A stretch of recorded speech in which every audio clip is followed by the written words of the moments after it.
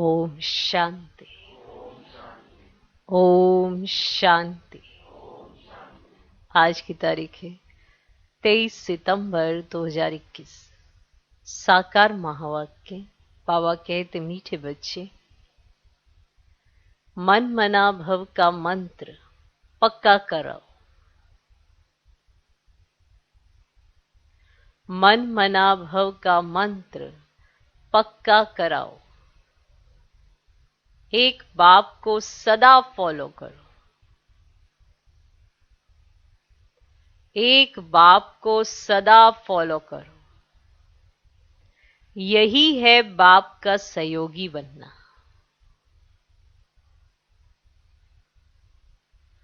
मन मना भव का मंत्र पक्का करो। एक बाप को सदा फॉलो करो। यही है बाप का सहयोगी बनना। कि एक बाप को फॉलो करना, मन मना भव का मंत्र पक्का कराना।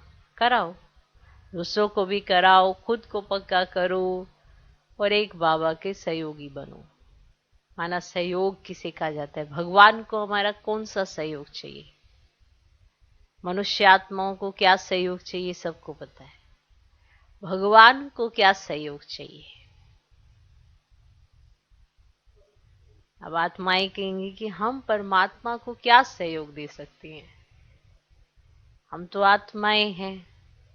तो मनुष्य आत्माओं को सहयोग दे के समझती कि हम सहयोग दे रही हैं, अनुभव करती हैं ना।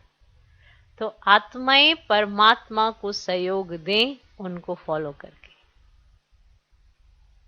जो वो कहें उस डायरेक्शन पर चल के, जो समझाएं उसे समझ के, और जो शिक्षा दें उसको धारण करके जीवन में उतार के अपने जीवन को प्रत्यक्ष प्रमाण दिखाएं। पारकती ना दें, डिससर्विस ना करें, सर्विस करें। तो ये सब कार्य जो करे वो भगवान का सहयोगी बने। से बाबा कहते मीठे बच्चे, मन मना भव का मंत्र पक्का कराओ। एक बाप को सदा फॉलो करो। यही है बाप का सहयोगी बनना। आज का प्रश्न, पुरुषोत्तम बनने का सहज और श्रेष्ठ पुरुषार्थ क्या है? पुरुषोत्तम बनने का सहज और श्रेष्ठ पुरुषार्थ क्या है? माना हम पुरुषोत्तम बनना चाहते हैं, उसका बहुत सहज और श्रेष्ठ पुरुषार्थ क्या है? उत्तर, हे पुरुषोत्तम बनने वाले बच्चे, हे पुरुषोत्तम बनने वाले बच्चे, तुम सदा श्रीमत पर चलते रहो। हे पुरुषोत्तम बनने वाले बच्चे, तुम सदा श्रीमत पर चलते रहो। एक बाप को याद करो। एक बाप को याद करो और कोई भी बात में इंटरफेयर ना करो। एक बाप को याद करो और कोई भी बात में इंटरफेयर ना करो। खाओ पियो सब कुछ करो, लेकिन बाप को याद करते रहो। खाओ पियो सब कुछ करो, लेकिन बाप को याद करते रहो, तो पुरुषोत्तम बन जाएंगे। पुरुषोत्तम वही बनते जिन पर बृहस्पति की दशा है। पुरुषोत्तम वही बनते जिन पर बृहस्पति की दशा है। वे कभी श्रीमत की अवज्ञा नहीं करते। वे कभी श्रीमत की अवज्ञा नहीं करते। उनसे कोई उल्टा कर्म नहीं होता। उनसे कोई उल्टा कर्म नहीं होता। अब सोचो, श्रीमत पर चल रहे हैं, उल्टे कर्म भी कर रहे हैं, तो क्या श्रीमत पर चल रहे हैं? श्रीमत मिली है श्रेष्ठ कर्म करने के लिए। तो अगर श्रीमत पर चलते हैं तो कर्म श्रेष्ठ होते हैं। श्रीमत के विपरीत चलते हैं तो उल्टे कर्म होते हैं। ये तो स्पष्ट है ना बात। तो उन आत्माओं से कभी भी उल्टा कर्म नहीं होता जो श्रीमत पर चलते हैं। अब अगर उल्टे कर्म होते हैं तो श्रीमत पर नहीं चलते हैं तो ही होते हैं। तो बनना है पुरुषोत्तम, और पुरुषोत्तम बनने के लिए श्रीमत पर चलना है। और श्रीमत क्या कहती है सबको पता है, और बाकी बातों में इंटरफेयर करने की जरूरत नहीं। बाबा की याद में खाओ पियो सब कुछ करो, पर याद जरूर हो। यही तुम्हें पुरुषोत्तम बनाएगी। और पुरुषोत्तम वही बनते हैं जिन पर बृहस्पति की दशा होती है। अब यहां पर बृहस्पति की दशा ही उस पर होती है जो श्रीमत पर चलता है। तो पुरुषोत्तम बनना है, सहज पुरुषार्थ करना है, श्रेष्ठ पुरुषार्थ करना है, श्रीमत पर चलना है। जो कहा है वो करना है। भगवान कहे और आप ना करें तो माना अपनी मनमत पर चल रहे हैं, श्रीमत पर तो नहीं चल रहे हैं। तो उल्टे कर्म तो होंगे ही होंगे। और अगर उल्टे कर्म होंगे तो फिर क्या होगा? धीरे धीरे आपको इस ब्राह्मण जीवन का आनंद ही नहीं आएगा, आप अनुभव ही नहीं कर पाएंगे। जो खुशी होनी चाहिए वो होगी नहीं, क्योंकि श्रीमत पर चलने वाला खुश रहता है। श्रीमत पर चलने वाला एकदम निश्चिंत अवस्था में होता है। उसका निश्चय नंबर 1 होता है। जो आत्मा श्रीमत पर चलती है, तो श्रीमत आधार है ब्राह्मण जीवन में सदा खुशनुमा रहने के लिए। अब ये निर्भर करता है हम सबके अपने अपने कर्मों पर कि हम कितना श्रीमत पर चलते हैं। तो श्रीमत की अवज्ञा जो नहीं करते वही पुरुषोत्तम बनते हैं। उनसे कभी कोई उल्टा कर्म नहीं होता। ठीक, कहीं कहते हैं हम सोचते बहुत है कि हमसे कोई उल्टा कर्म ना हो, फिर भी हो जाता है। हमारी दिल बहुत है कि उल्टा कर्म नहीं होना चाहिए, फिर भी हो जाता है। ऐसा क्यों? भगवान क्यों नहीं बचाता हमें उल्टा कर्म करने से? ये कर्म तुम्हारा है, सिखाया है, समझाया है, पर करना या ना करना तुम्हारे हाथ में।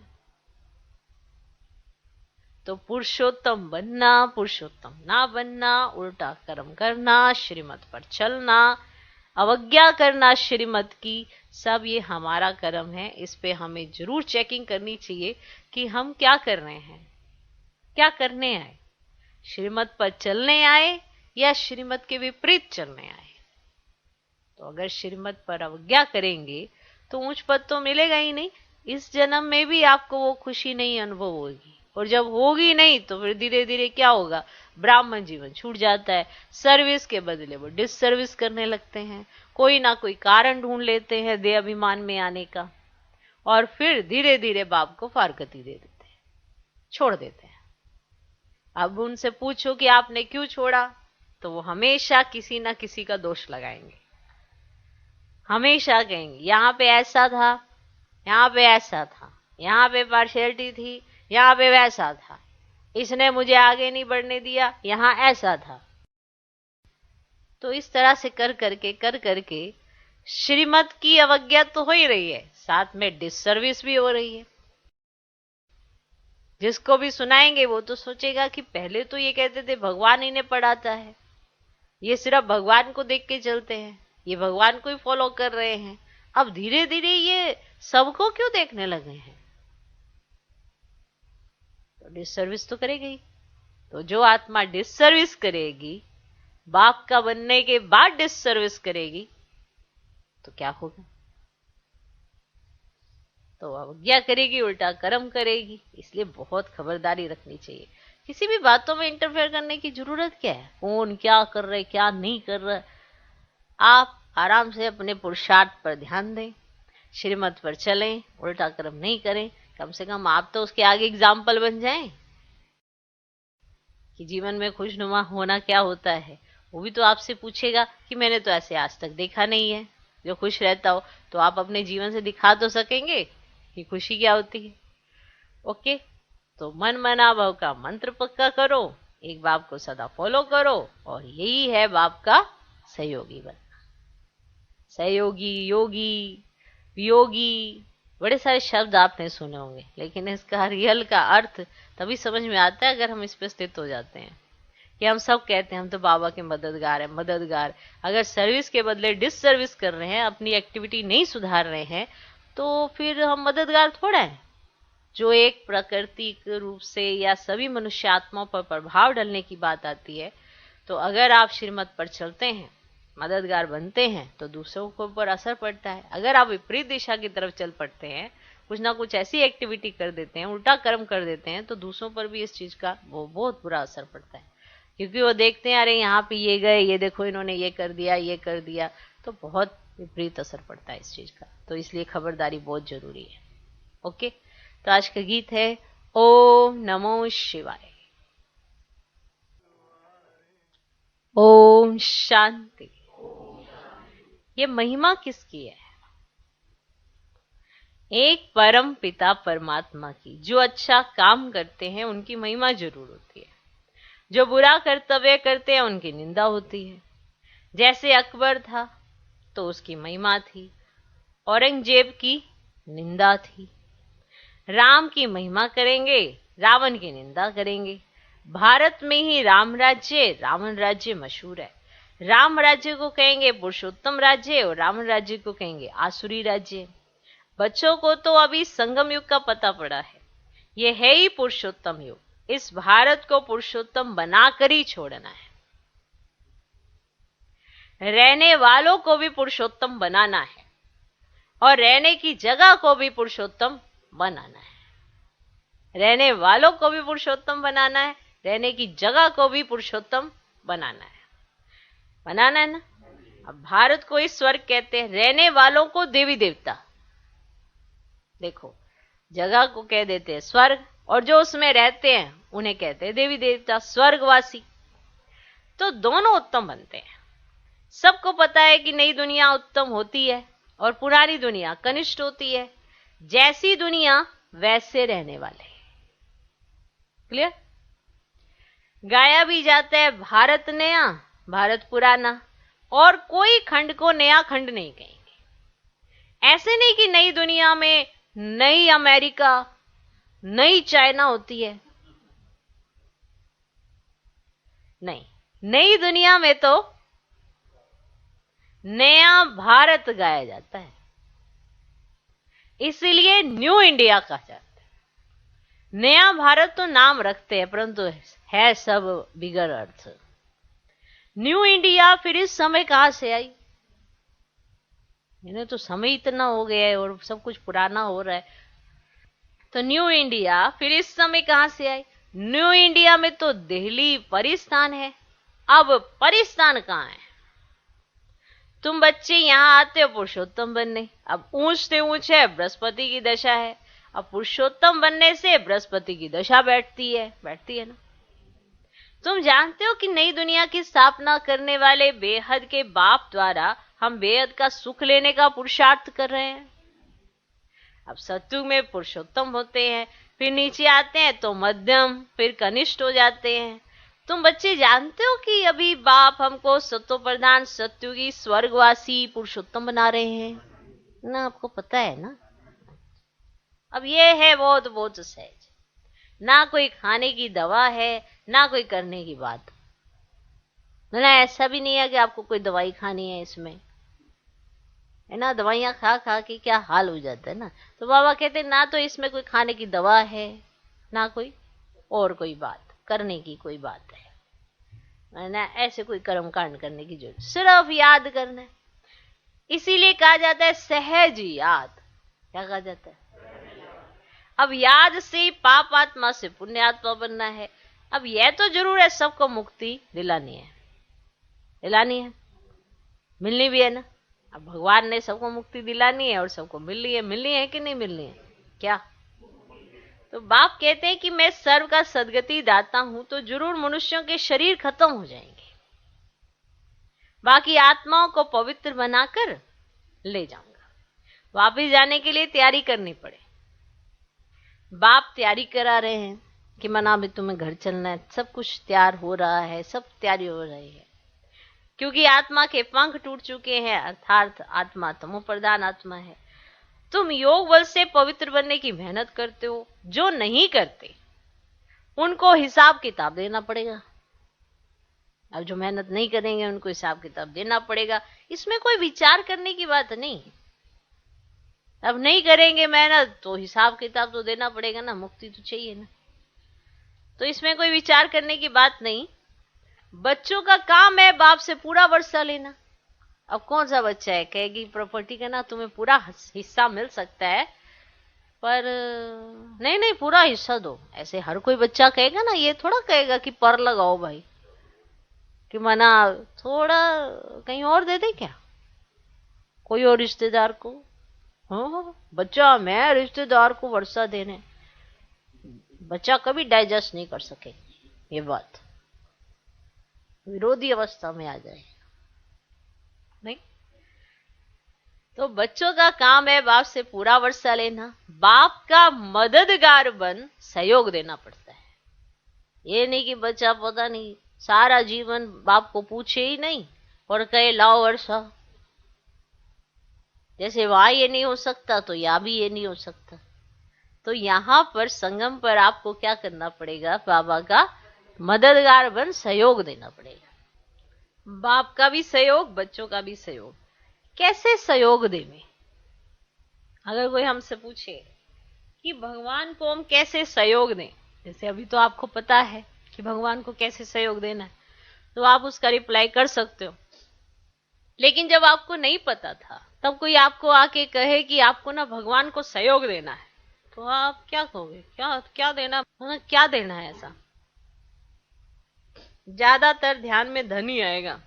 जैसे कि भगवान को अपनी कोई प्रॉपर्टी लिखवानी हो अपने नाम पर, माना उसी का दिया उसी को देने के बारे में सोचते हैं।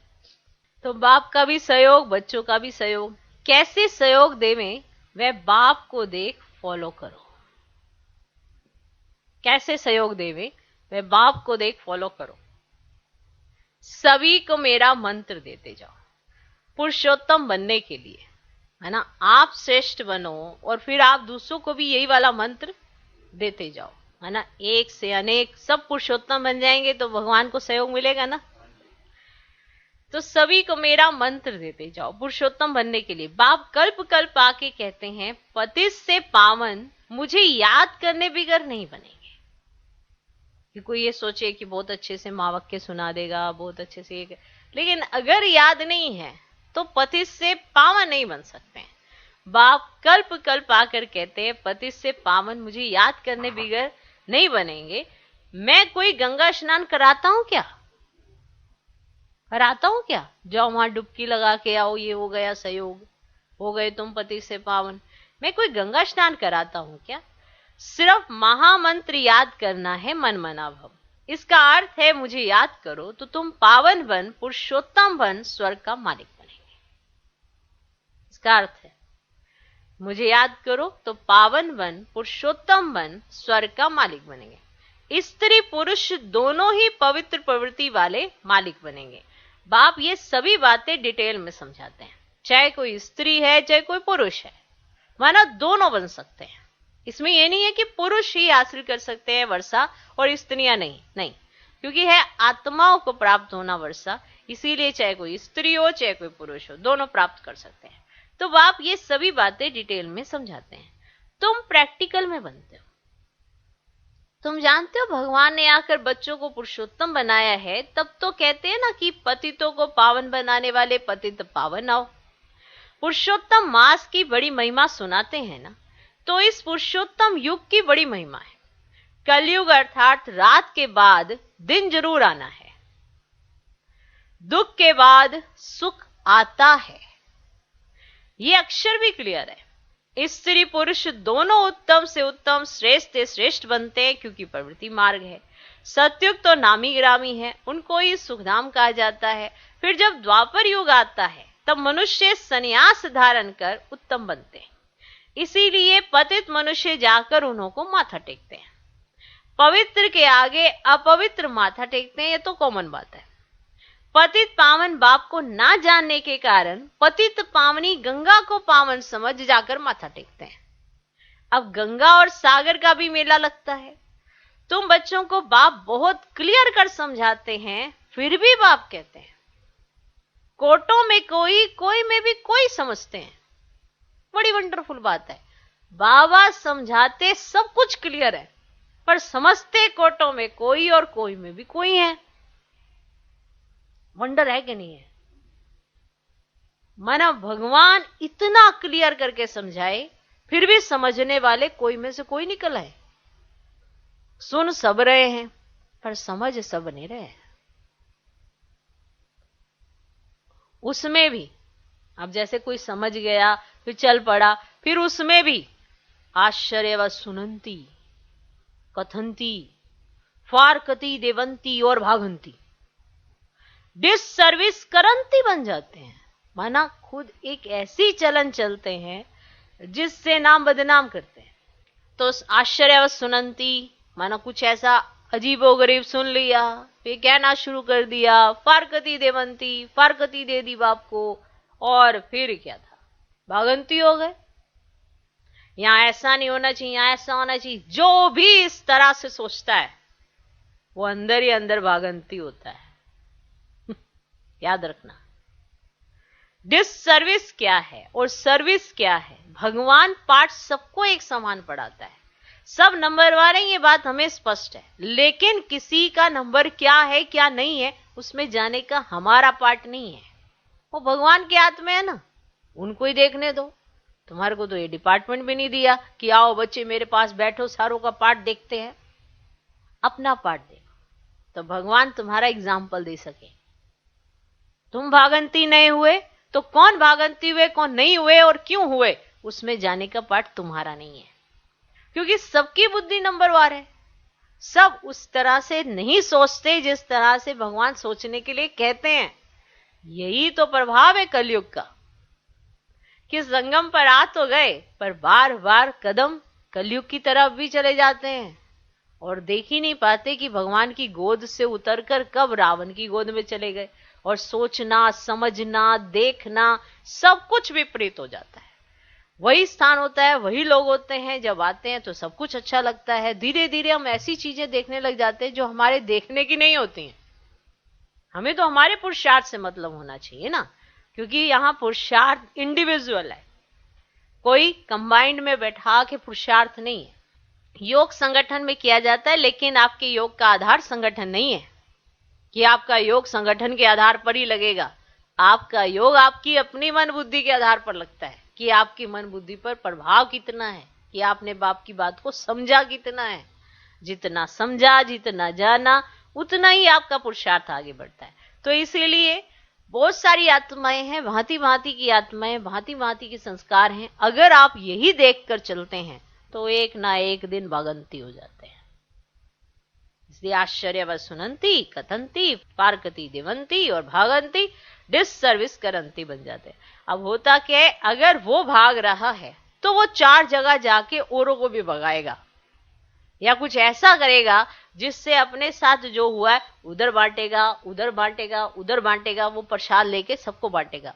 लेकिन ये वाला प्रसाद सर्विस का प्रसाद नहीं है, ये डिससर्विस का प्रसाद है। उससे क्या होगा, सबकी मनोवृत्तियां खराब हो जाएंगी। सबके मन में जो शुद्ध भाव है वो विपरीत हो जाता है। अरे इनके साथ ऐसा हुआ, कल को हमारे साथ भी हो सकता है। उसका अपने संस्कारों का हिसाब किताब था, तुम्हारा अपने संस्कारों का हिसाब किताब है। लेकिन ऐसा सोच पाना, उसके लिए पुरुषार्थ जरूरी है। सबका अपना अपना होता है। एक ही तरह का सबके साथ होता तो सबके साथ एक ही तरह का इंसिडेंस हो रहा होता। सबके साथ एक जैसा नहीं होता, सबके संस्कार अलग अलग है। तो सर्विस और डिससर्विस दोनों होती रहती है। भागंती भी बहुत होते हैं जो बाप को नहीं जानते। तुम पाप आत्मा से पुण्य आत्मा बनते हो, फिर बच्चे ही बैठ विघन डालते हैं, डिससर्विस करते हैं। तो कितना महान पाप है, ये बहुत बड़ा पाप है। देखो, अनजाने में कोई गलती हो तो उसे पाप कहा जाता है, और जब जानबूझ के, समझ के, सब कुछ देखभाल के, अनुभव करके फिर अगर कुछ ऐसा करता है तो उसे महापाप कहा जाता है। सब कुछ देखा, सब कुछ किया, बहुत वर्ष तक पालना ली, सब कुछ किया, फिर भी बुद्धि भ्रष्ट होने में टाइम नहीं लगता, और फिर गलानी करते हैं इधर से उधर, उधर से इधर। तो ये क्या हो रही है? Service, disservice. तो कितने महान पाप है। रावण सबको महापापी बनाते हैं, लेकिन जो बच्चे बन डिससर्विस करे उनके लिए ट्रिब्यूनल बैठती है। देखो, कलयुग में सब रावण के पंजे में है, वो सब पाप करते हैं, ठीक है, लेकिन जो बाप का बनकर फिर डिससर्विस करे तो उनके लिए ट्रिब्यूनल बैठती है। भक्ति मार्ग में इतनी कड़ी सजा नहीं मिलती, परंतु यहां बाप का बनकर फिर डिससर्विस करते तो बाप का राइट हैंड है धर्मराज। इसलिए बाप कहते हैं बच्चे मेरी सर्विस में मददगार बन, फिर और ही उल्टा काम नहीं करना। डिससर्विस करेंगे तो फिर अबलाओं पर विघन पड़ेगा। माना आप सोचते हैं कि आप एक ही तो बैठे ना, लेकिन आपने अनेकों का कल्याण कर दिया, क्योंकि आप अपने दे अभिमान के चलते कुछ ऐसी एक्टिविटी करी जो आपको अब लगता है कि हम कंफर्ट नहीं है, लेकिन जितने लोग आपको देख रहे थे उनको लगा पता नहीं यहाँ पे सारा कुछ ऐसा ही है। अब कहां आप बताने जाओगे कि मेरा देह अभिमान है, कि मुझसे डाइजेस्ट नहीं हो रही दूसरे की उन्नति, मुझसे डाइजेस्ट नहीं हो रहा, मुझे ईर्ष्या द्वेष घृणा आ रही है। कैसे बताने जाओगे कि मुझे देह अभिमान आया है, मैं नीचे गिरा हूं? कैसे बताओगे? नहीं बता पाता। तो फिर अपने को बचाने के चक्कर में वो किसी और पे इल्जाम डालता जाता है। तो बताओ, ये सर्विस हो रही है या डिससर्विस हो रही है?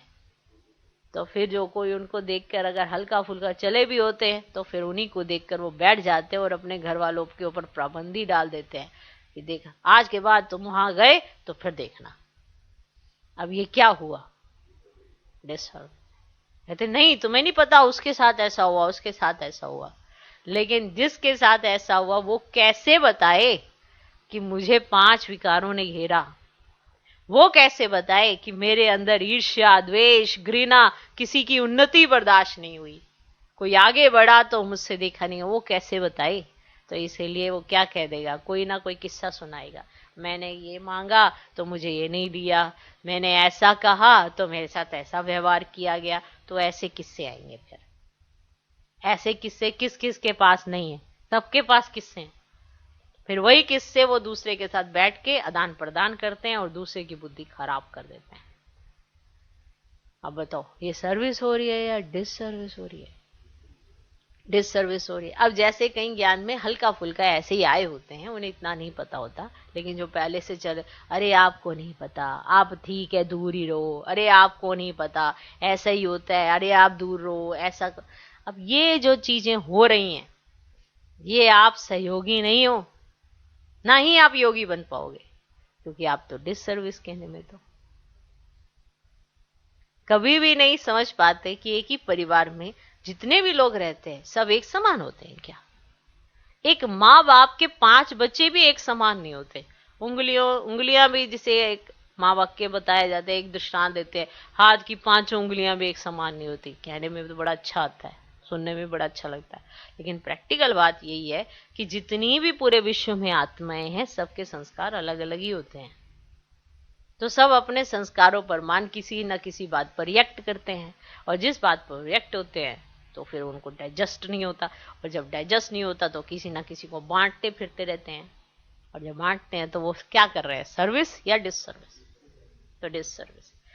तो भक्ति मार्ग में अगर ऐसा कोई करता है तो उसको इतनी कड़ी सजा नहीं मिलती, लेकिन जब बाप का बनकर, बाप को पहचान कर फिर कोई ऐसा उल्टा काम करता है, डिससर्विस करता है, तो एक तो अबलाओं पर अत्याचार होने लगते हैं, माताओं पर बाबा को तरस आता है, क्योंकि जैसे ही किसी का पति सुनता है कि अरे ऐसा है, तो अपनी पत्नी को घर में बिठा देता है। फिर पत्नी लाख कोशिश करे निकलने की, वो उसे निकलने नहीं देता। वो समझता है कि मैं इसके साथ कोई जाति नहीं कर रहा हूं, लेकिन मैं इसका कल्याण करना चाहता हूं, तो मारना भी शुरू कर देता है। तो कितने अत्याचार होते हैं सिर्फ इसीलिए कि एक व्यक्ति ने ऐसा किया, उसने डिससर्विस कर दी। तो कितनों पर अत्याचार होने लगते हैं, क्योंकि सच्चाई जो है ये नहीं समझ आ रही कि इतनी पूरे विश्व में आत्माएं हैं, सभी तो भांति भांति की हैं, सबके तो अपने अपने संस्कार है, लेकिन बाप तो एक है ना।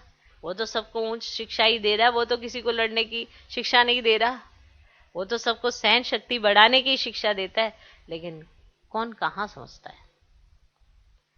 ठीक। तो माताओं पर बाबा को तरस पड़ता है। द्रौपदी के भी भगवान ने पांव दबाए हैं ना। द्रौपदी ने पुकारा कि हमको नगन करते हैं। बाबा माताओं के सिर पर कलश रखते हैं, पहले है माता पीछे है पुरुष। परंतु आजकल पुरुषों में मगरूरी बहुत है कि मैं स्त्री का गुरु हूं, पति ईश्वर हूं, स्त्री मेरी दासी है। यहां बाप निरअहंकारी बन माताओं के पांव भी दबाते हैं। तुम थक गई हो, मैं तुम्हारी थकान दूर करने के लिए आया हूं। तुम माताओं का सभी ने तिरस्कार किया। सन्यासी स्त्री को छोड़ चले जाते हैं। कोई को 5-7 बच्चे होते हैं, संभाल नहीं सकते तो तंग होकर भाग जाते हैं और सन्यास अपना लेते हैं। अब जो आपने संतान यानी जो रचना रची है उसकी संभाल भी तो करो। क्या वो स्त्री संभालेगी? 5-7 बच्चे हुए और बस ये संभले नहीं जाते, चलो जी सन्यास ले लिया। ये कहां लिखा है? ये सब ने अपने जो भी माना अपनी जिम्मेवारियों से भागने वाली बातें हैं। इसलिए पीछे बाबा ने मुरली में कहा था, भले उन्होंने सन्यास धर्म अपनाया, भले उन्होंने भारत को पवित्रता से थमाया, लेकिन ये वाली एक्ट उन्होंने अच्छी नहीं की है। क्या? कि घर छोड़ के चले गए, क्योंकि उन्होंने ये समझा कि घर गृहस्थ में रहकर पवित्र नहीं रह सकते। और बाप ने आकर यही समझाया कि घर गृहस्थ में रहते, गृहस्थ व्यवहार में रहते कमल फूल समान जीवन बनाया जा सकता है, सन्यास अपनाया जा सकता है घर में रहते हुए। ये वो सन्यास नहीं है घर बार छोड़ो जंगल में चले जाओ। समझ में आया? तो कोई तो 5-7 बच्चे होते हैं, संभाल नहीं सकते तो तंग होकर भाग जाते हैं, रचना कर फिर उनको भटका कर जाते हैं। अब जो वो रचना रची है, अब पिता का फर्ज है उनकी पालना करना, तो क्या कर रहे हैं वो? भटका कर चले जाते हैं। बाप कहते मैं किसको भटकाता नहीं, मैं तो सभी का दुख हरता सुख करता हूं। माया आकर दुखी करती है, यह भी खेल है। अज्ञान काल में मनुष्य समझते हैं कि भगवान ही दुख सुख देते हैं, परंतु बाप ईश्वरीय धंधा नहीं करते हैं। भगवान कभी किसी को दुख नहीं देते हैं। यह तो कर्मों के अनुसार बना हुआ ड्रामा है। जो जैसा कर्म करता वैसा फल पाता है। इस समय श्रेष्ठ कर्म करने की बात है, कर्म कूटने की बात नहीं। ये श्रेष्ठ कर्म करने का समय है, कर्म को कूटना नहीं। क्या करूं मेरा नसीब ही ऐसा है, क्या करूं मेरा भाग्य ही ऐसा लिखा हुआ है। जो इस तरह की वर्डिंग अगर अभी भी ब्राह्मण बच्चे बोलते हैं तो ये क्या कर रहे हैं? वो अपने कर्म कूट रहे हैं, श्रेष्ठ कर्म कर नहीं रहे हैं कि श्रेष्ठ कर्मों से अपनी प्रारब्ध श्रेष्ठ बना ले, लेकिन कर्म कूटे जा रहे हैं। मुझे बाबा पहले क्यों नहीं मिला, मेरे साथ ही ऐसा क्यों होता है, मेरा ये भाग्य क्यों नहीं जो इसका है, जो दूसरे का है। ये क्या कर रहे हो? कर्म कूट रहे हो। जो जहां है वो वहीं पर नंबर 1 जा सकता है। ये रेस कोई ऐसी नहीं है कि एक लाइन में खड़े हुए हैं सारे। जो जहां पे सब एक साथ खड़े हुए हैं, सब एक साथ, बस दौड़ो, करो रेस। ये नहीं कि कोई आगे पहुंच गया है। बाबा ने कहा रिजल्ट आउट नहीं हुई है तो कोई भी आगे आ सकता है। तो ये समय श्रेष्ठ कर्म करने का है, कर्म कूटने का नहीं। मैं क्या करूं, मेरा नसीब ही ऐसा है, मेरे भाग्य में यही लिखा हुआ है, मेरा कोई कुछ हो ही नहीं सकता। सभी ये कहते हैं, मुझे भी ये लगता है, ये वो ये कर्म कूटो। तो ये पॉइंट बहुत जबरदस्त है कि ये समय जो है वो श्रेष्ठ कर्म करने के लिए मिला है, करो। कर्म कूटने की बात नहीं है। कोई बीमार होते हैं, देवाला मारते हैं तो कर्म कूटते हैं, मेरे तो नसीब में ये बीमारियां लिखी हुई है, ऐसे रोते रहते, मैं तो कुछ भी करूं बस दिवाला ही निकल जाता है। कहीं से उधारी लेके कोई बिजनेस स्टार्ट किया और अब और दिवाला निकल गया, अब उधारी का भी दो, इधर का भी दो, जब भी कोई काम करो दिवाला ही निकल आता है। तो ये क्या हो रहा है? कर्म कूट रहे हैं हम। आप अपनी दिनचर्या में श्रेष्ठ कर्म करना शुरू करो, ये दिवालियां आ जाएंगी। तो कोई बीमार होते हैं, और बीमारी पर किस तरह का विचार करना है ये भी आप पे ही डिपेंड करता है, कैसा आपका चिंतन है, किस तरह का है। कहीं छोटी सी बीमारी आती है तो डिप्रेशन का शिकार हो जाते हैं, उनको लगता है कि इस बीमारी से बाहर ही नहीं उभर सकते, तो बहुत सारी चीजें हो जाती हैं। वो एक ही तरह का विचार चलाते रहते, तो उसी विचार में उनकी बीमारी भी बढ़ती जाती है। तो कर्म कूटने की बात आज नहीं है, आज है श्रेष्ठ कर्म करने की बात। कोई बीमार होते हैं, दिवाला मारते तो कर्म कूटते। तुम बच्चे कितने सौभाग्यशाली बनते हो जो 21 जन्म कब कर्म नहीं कूटना पड़ेगा, आना आधा कल्प आपको कर्म कूटने की बात ही नहीं है। कितना भारी फल है। माना एक जन्म आपने ऐसा क्या पुरुषार्थ कर लिया जो 21 जन्मों तक, माना पूरे आधा कल्प तक आपको प्राप्तियां ही प्राप्तियां होती हैं, एक्स्ट्रा कोई एफर्ट्स नहीं लगते हैं, सिर्फ आपने एक जन्म पुरुषार्थ करना है। और वो पुरुषार्थ भी क्या है, आपको श्रीमत पर चलना, उनको फॉलो करते जाना है। सबसे बेस्ट तरीका होता है, जो गाइड है उसकी तरफ ध्यान दो, आसपास ध्यान देने की जरूरत नहीं है, नजारे वही दिखा देगा गाइड। फालतू में इधर उधर घुसोगे तो खुद ही रास्ता भटक जाओगे और गाइड भी नहीं दिखाई देगा। और जब कोई गाइड साथ होता है तो वो उसको मालूम होता है क्या क्या दिखाना है, जिसकी वजह से इनको ऐसा बीज दिखा दो जिससे सारी चीजें समझ में आ जाए। तो हमारा बाप भी गाइड है, वो हमें बीज दिखा देता है, सार समझा जाता है, जिसकी वजह से हमें ओवरऑल सारा समझ आ जाता है। जबरदस्त प्राप्ति है। तो बाप और कोई बात में इंटरफेयर नहीं करते, खाओ पियो कुछ भी करो, लेकिन सिर्फ बाप और वर्षे को याद करो। तुम कहते हो हम पतित हैं, तो बाप जो पावन बनने की युक्ति बताते हैं उस पर चलो। सिर्फ याद की मेहनत है, माया के तूफानों से डरना नहीं है, गुप्त मेहनत है। ज्ञान भी गुप्त है, मुरली चलाना तो प्रत्यक्ष है। ठीक, मुरली चलाना प्रत्यक्ष है, परंतु इस वाणी से तुम पावन नहीं बनेंगे। यानी कि बड़ी अच्छी वाणी चला दी, बड़ी अच्छी मुरली सुना दी, कोई इससे पावन नहीं बनेंगे। पावन याद से ही बनेंगे। तो बेहद के बाप को याद करो और मददगार भी बनना चाहिए। रूहानी हॉस्पिटल और यूनिवर्सिटी खोलने का भी पुरुषार्थ करो। कोई अच्छी जगह हो तो जाकर भाषण करो। तुमको हाथ में पुस्तक नहीं लेना है, तुमको अंदर सारा ज्ञान है। बाकी समझाने के लिए झाड़, त्रिमूर्ति, सृष्टि चक्र का सबको राज समझाना है। बाप कहते हैं मैं ब्रह्मा द्वारा ब्राह्मण रचता हूं। ब्राह्मणों की एम ऑब्जेक्ट विष्णु खड़ा है, बनाने वाला टीचर वह है निराकार। तो गाया हुआ है ब्रह्मा द्वारा स्थापना, विष्णु द्वारा पालना। कल पहले भी ऐसे ही चित्र बनवाए थे, ठीक है, याद आया आपको? देखो साइंस आदि से कितने मिसाइल्स बनाते हैं ना, है ना, कितने मिसाइल्स बनाते हैं, किसके द्वारा? साइंस द्वारा। तुम बच्चों को पुरुषोत्तम बनने में भी मेहनत लगती है, क्योंकि जन्म जन्मांतर का बोझा सिर पर है, से तुम्हें मेहनत लग रही है। देखो आपने उतारना एक जन्म में, चढ़ाया इतने जन्मों में है, और अभी आपने जब उतारना है तो आपको याद नहीं है। अब याद होता तो पता नहीं अपनी शक्ल ही ना देख पाते, इसलिए याद नहीं है। बस इतना समझ लो, अपने इस जन्म से आप कैलकुलेशन लगा सकते हो कि उस समय भी आपने कितना अपने सिर पर बोझा चढ़ाया हुआ। तो सेकंड में सगाई हुई बाबा से, फिर आत्माओं को बाप को याद करना है जो तमो प्रधान से सतो प्रधान बन जाए। तो बाप कहते हैं मन मना भव, तुम कर्म योगी हो, याद का चार्ट रखना चाहिए। तुम्हारी लड़ाई माया के साथ है, बहुत कड़ी लड़ाई है। तुम कोशिश करेंगे याद में रहने की, माया उड़ा देगी। ज्ञान में कोई अड़चन नहीं है। आत्मा में 84 जन्मों के संस्कार भरे हुए हैं। ये अनादि बना बनाए ड्रामा है, ये चक्र फिरता ही रहता है, बंद होने का नहीं है। सृष्टि रची क्यों, ये सवाल नहीं उठता। आत्मा कैसे बदलेगी? नई आत्मा कहां से आती नहीं है, जो आत्माएं हैं वही हैं, कम जास्ती हो नहीं सकती। एक्टर सब पूरे हैं, तुम बेहद के एक्टर्स हो। तुम जो कुछ देखते हो उतने एक्टर ड्रामा में हैं, इतने फिर होंगे। मोक्ष कोई पाता नहीं, परंतु आवागमन के चक्र से छूटना चाहते हैं, परंतु छूट नहीं सकते। जो पाठ बजाने आते हैं उनको फिर आना है। बाप कहते हैं मुझे भी इस पतित दुनिया में आना और जाना पड़ता है, कल्प कल्प में आता हूं। जब मुझे ही आना पड़ता है तो बच्चों का बंद कैसे हो सकता है, बताओ तो? जब मेरा ही पार्ट लिखा हुआ है तो तुम्हारा बंद हो जाएगा, तुम्हारा कैसे बंद हो जाएगा? तुम 84 बार शरीर में आते हो, मैं एक ही बार आता हूं। ठीक, तुम 84 बार शरीर लेते हो और मैं एक ही बार आता हूं। मेरा आना जाना बड़ा वंडरफुल है, मैं तुम्हारी तरह नहीं आता।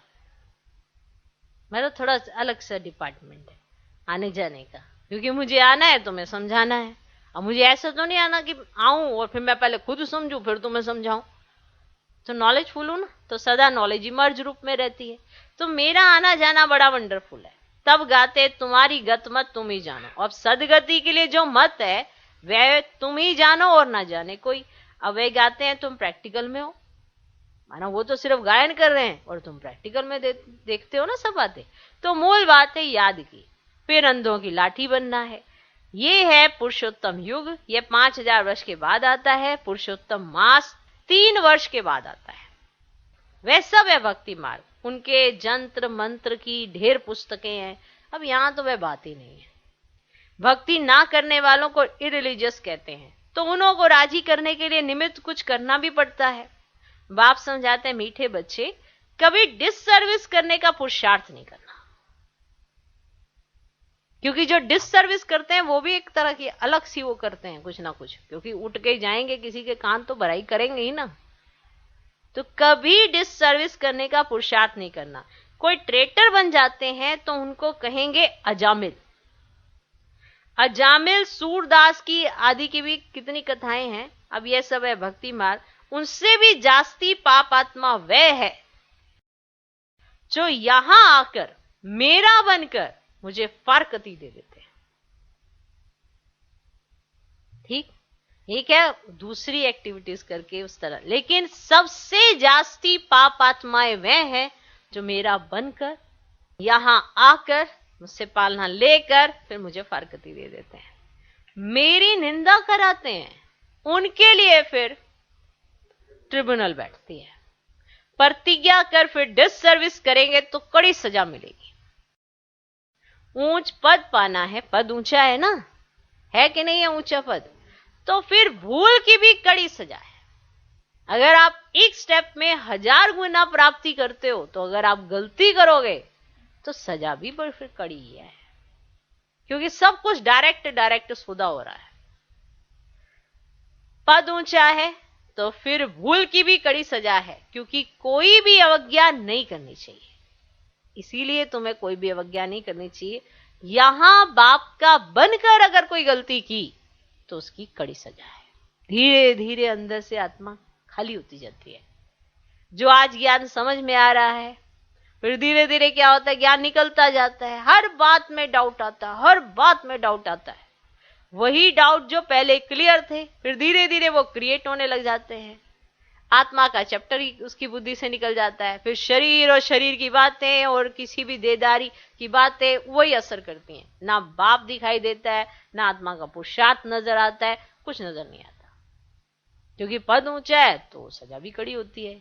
इसीलिए कोई भी अवज्ञा नहीं करनी चाहिए। गाया हुआ है, सतगुरु का निंदक ठोर ना पाए, अर्थात एम ऑब्जेक्ट को पा ना सके। अब एम ऑब्जेक्ट है नर से नारायण बनने की। गुरुओं से तुम पूछ सकते हो कि तुम कहते हो गुरु का निंदक, वे कौन सा ठोर है। आप कहते हो गुरु का निंदक ठोर ना पाए, तो सबसे पहले तो गुरु कौन है और वो कौन सा ठोर है जो पा नहीं सकता। और वो ठोर है आपका एम ऑब्जेक्ट। अगर आपने सतगुरु की निंदा कराई तो ये आप पा नहीं सकते। अगर आप किसी गुरु से पूछोगे तो वो ये बता ही नहीं सकेगा, वह ठोर तो बता ही नहीं सकते। बाप की पाग उन्होंने अपने ऊपर रख दी है। वो समझते हैं कि हमारा निंदक ठोर नहीं पाएगा, माना हमारी अगर निंदा करोगे तो भगवान तुम्हें सजा देगा। अरे भगवान की निंदा करते हैं तो भगवान सजा नहीं, अपने आप ही अपना सत्यानाश कर लेते हैं। तो बाप की पाग, माना जो ये कहने का अर्थ है कि सदगुरु का निंदक ठोर ना पाए, तो आजकल सभी गुरुओं ने अपने लिए लगा दिया है।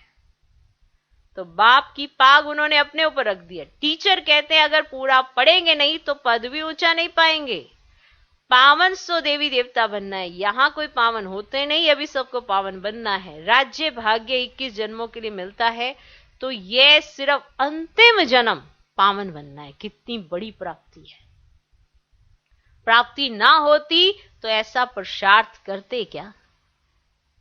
परंतु माया ऐसी है जो ऊंच प्राप्ति में भी विघ्न डालती है और गिरा देती है। ओहो मम माया। मतलब ये कैसे भूल जाते हैं जिस बाप ने हमें इतना सब कुछ दिया, और फिर छोटी छोटी बातों को आधार बनाकर गिरते चले जाते हैं। तो बाबा कहते हैं कि है ना, कैसे विघन डाल देती है यही नहीं समझ आता। इसलिए बाबा कहते हैं ओहो मम माया। अच्छा, मीठे मीठे सिकिलदे बच्चों प्रति मात पिता बाप दादा का याद प्यार और गुड मॉर्निंग। रूहानी बाप की रूहानी बच्चों को नमस्ते। हम रूहानी बच्चों की भी रूहानी बाप को नमस्ते नमस्ते नमस्ते। Good morning good morning good morning. धारणा के लिए मुख्य सर पहला पॉइंट, कोई भी डिससर्विस का कार्य नहीं करना है। कोई भी डिससर्विस का कार्य नहीं। कोई भी जो अवज्ञा कर रहा होता है, अगर आप उससे बात करेंगे ना, हमेशा वो फ्रस्ट्रेट होता है। बात वो सिंपल सी कर रहा होगा, लेकिन उसकी फ्रस्ट्रेशन जो है वो साफ दिखाई देती है। ये सच्चाई है, क्योंकि वो फ्रस्ट्रेट है, वो डिससर्विस कर रहा है। तो वो किस पॉइंट को उठाएगा, फ्रस्ट्रेशन निकालेगा, आप अंदाजा भी नहीं लगा सकते। माना उसके ऊपर माया इतना तांडव कर रही होती है, क्योंकि वो कौन सा पॉइंट उठा ले कुछ नहीं कह सकते। आप सोच सोच के बोलोगे कि भैया हमसे तो नहीं ऐसी कोई भूल हो जाएगी या कोई ऐसी बात तो नहीं हो जाएगी, लेकिन वो आत्मा अगर डिससर्विस कर रही है तो फ्रस्ट्रेशन, इरिटेशन, वो उसके साथ टेंशन वो चिपकी पड़ी है। वो अगर खड़ा भी हो जाएगा ना कहीं पे, तो वायुमंडल को ही दूषित करने लग जाएगा, क्योंकि उसने संकल्प ही ऐसे कर रखे हैं कि प्रकृति डिस्टर्ब रहेगी। ना वो खुद अपने आप में सही हो पाएगा, ना उसके इर्द गिर्द की प्रकृति सही हो पाएगी। तो इसीलिए वो डिस्टर्बेंस क्रिएट करेगा। प्रकृति के प्रति भी तो डिससर्विस कर रहे हो, क्योंकि दो आत्माओं को तो आपने चेंज करना है, अपने आप को और दूसरी आत्माओं को। ये तो एक कॉमन सी बात हो गई, पर प्रकृति का भी तो उद्धार करना है। जहां आपने जाना है, आजी बाबा ने कहा, एक तो रहने का स्थान भी तो आपको पवित्र बनाना है, तो प्रकृति तो विशेष रोल अदा करेगी। तो आप जो सोचते हो तो वो प्रकृति में फैल जाता है, फिर वही आत्माओं के पास पहुंचता है, वही सारी चीजें एक्टिविटी होती हैं, और फिर वही घूम फिरा के वो गोला सा चक्कर घुमा के आपके पास ही आ जाता है। लेकिन हम बात जो करते हैं अच्छी करते हैं, तो अगर घूम के आएगी तो आपको खुद अच्छी लगेगी कि घूम के कितनी अच्छी बात आ गई। अगर कुछ भी ऊपर मिक्सिंग होगी तो वो भी तो घूम फिर के आपके पास ही आएगी। तो बाबा भी अगर जो बातें करते हैं आप भी घुमाना फिराना शुरू कर दो, तो आपके पास भी वही मुरली आएगी, आ जाएगी कि नहीं। फिर आपको डर नहीं रहता है, क्योंकि आप किसी के लिए कुछ ऊपर नीचे बोलते नहीं, या आप शब्दों का प्रयोग करते नहीं, तो आप निश्चिंत रहते हो, आपको डर नहीं रहता है। भले इस 24 घंटे में कोई भी सुन ले, कोई दिक्कत नहीं है। किसी का बुरा चाहा नहीं, किसी का बुरा बोला नहीं, तो कोई प्रॉब्लम नहीं आती है। तो कोई भी डिससर्विस का कार्य नहीं करना है। कोई ऐसा भी कर्म ना हो जिससे बाप की निंदा हो। कोई भी ऐसा कर्म ना हो जिससे बाप की निंदा हो। अवज्ञाओं से बचना है, पुरुषोत्तम बनना है। अवज्ञाओं से बचना है, पुरुषोत्तम बनना है।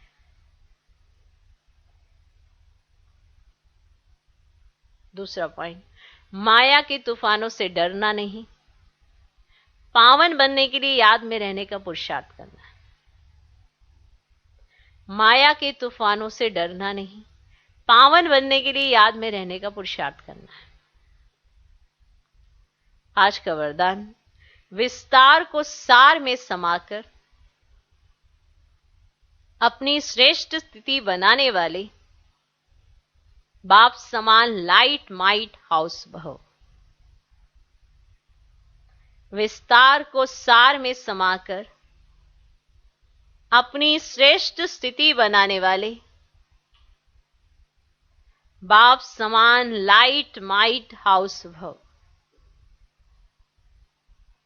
बाप समान लाइट माइट हाउस बनने के लिए कोई भी बात देखते व सुनते हो तो उसके सार को जानकर 1 सेकंड में समा देने व परिवर्तन करने का अभ्यास करो। क्यों क्या के विस्तार में नहीं जाओ, क्योंकि किसी भी बात के विस्तार में जाने से समय और शक्तियां व्यर्थ जाती हैं।